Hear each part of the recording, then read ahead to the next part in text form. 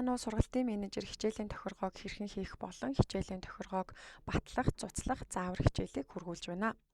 Сургалтын менежер хичээл зэсний хичээлийн тохиргоо зэс рүү орно. Энэ хэсгээс хэддүгээр ангийн ямар анги бүлэгт хичээлийн тохиргоо хийх гэж байгаа анги бүлгээ сонгоно.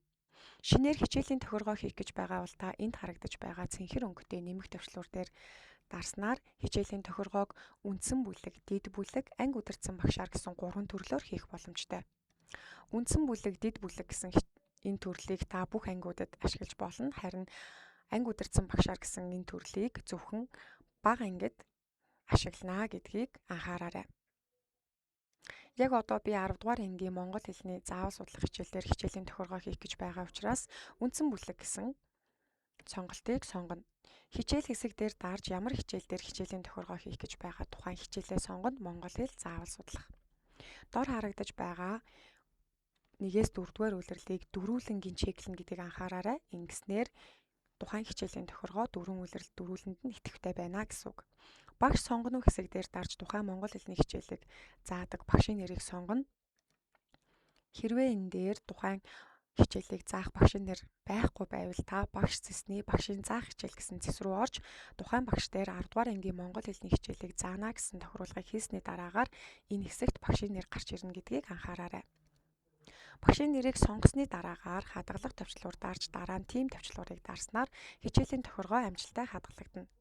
Сургалтын менежерээс хийсэн хичээлийн тохиргоо автоматар батлагдсан төлөвт харагддаг бөгөөд хэрвээ анги удирдсан багшаас хийсэн хичээлийн тохиргоо батлагдаагүй төлөвт харагдана. Тэгэхээр та заавал анги удирдсан багшийн хийсэн хичээлийн тохиргоог баталснаар анги удирдсан багш нар болон мэргэжлийн багш нар хичээлийн хуваар хийх боломжтой болно гэдгийг анхаараарай.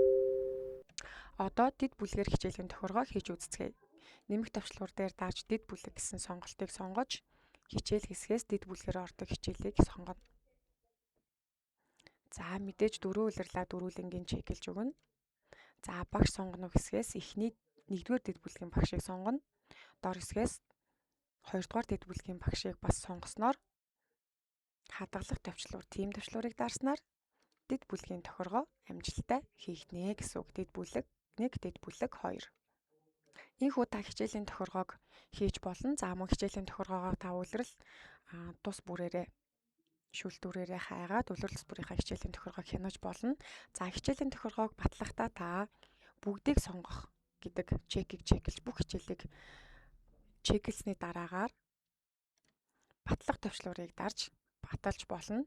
За эсвэл хичээл тус бүрийн тохиргооны урд харагдаж байгаа чекийг чеклж мөн баталж болно. За цуцлахдаа та мөн бүгдийг сонгох гэсэн сонголтыг эсвэл хичээл тус бүрийн ард харагдж байгаа энэ сонгох чекийг чеклж урд харагдаж байгаа устгах гэсэн энэ төвчлөр дээр дарж хичээлийн тохиргоог та устгаж болно гэсэн үг. Анхаарал хандуулсанд баярлалаа.